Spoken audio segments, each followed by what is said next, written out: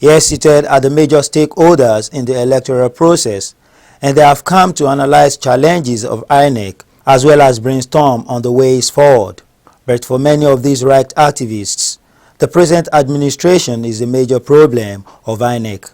We are in 2016, changes happened, and all of us have gone home. That's basically it. And so, the executive, in my view, has gone into lax mode. The judiciary has become lawless.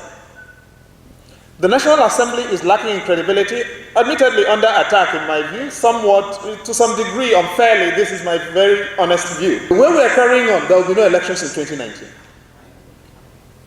I'm sorry to sound alarmist, but continuing the way we are going, we will not be able to have elections in 2019. And if they happen, there will be too many broken heads and too many dead people. Stood up and challenged it. In Imo North, soldiers were part of the electoral process that happened just 2 months ago. And for me, the question is it a metaphor looking towards 2019? If the citizens voted in Imo North and voting stopped at 3 p.m., collation officers were hijacked by soldiers and taken away. They never showed up till 10:30 p.m. And there is, as we speak, no explanation for what happened in the Imo North senatorial election. Others, on the other hand, were full of praise for INEC.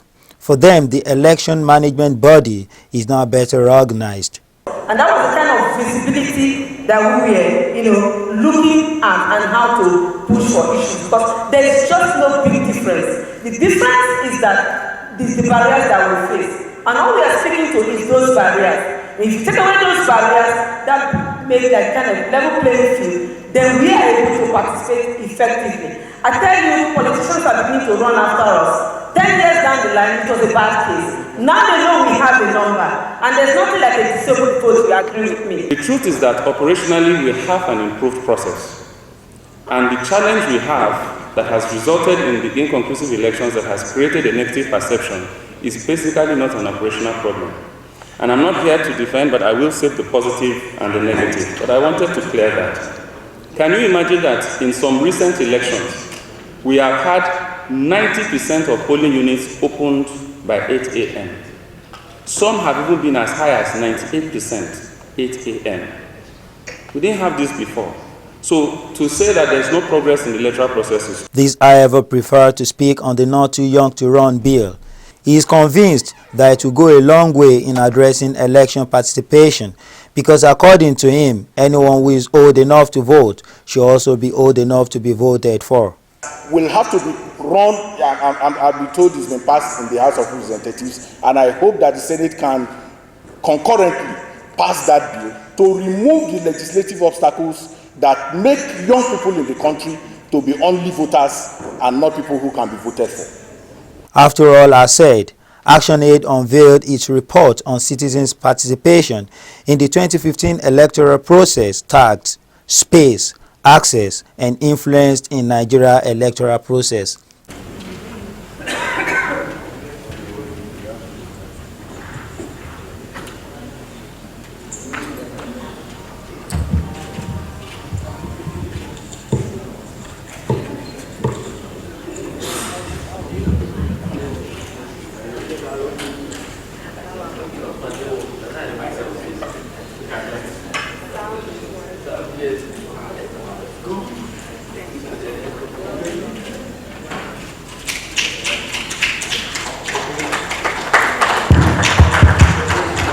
As recommendations have been made on the way forward for INEC on the coming elections, it is now left to be seen what the electoral body will make out of it. Bayomi Akimbola, PTV News, Abuja.